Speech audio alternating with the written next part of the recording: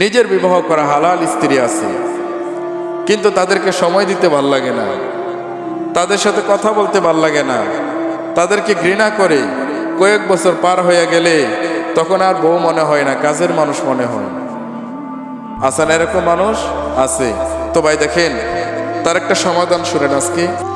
এক লোক প্রশ্ন করছে, আচ্ছা ভাই, তোমার নিজের বিবাহ করা হালাল বউ থাকার পরেও, তোমার নিজের স্ত্রী থাকার পরেও তুমি অন্য মহিলাদের দিকে তোমার কুদৃষ্টি কেন, খারাপ দৃষ্টি কেন?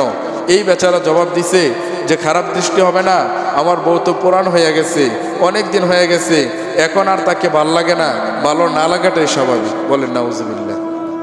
বউ পুরান হয়ে গেছে, এখন আর কি লাগে না? ভাল লাগে না, ভালো না লাগাটাই কি স্বাভাবিক। তো ওই বেচারা জবাব দিছে, আচ্ছা পুরান হইলে যদি ভালো না লাগে, তাহলে তোমার বউয়ের কাছে তুমিও তো পুরান হয়ে গেছো।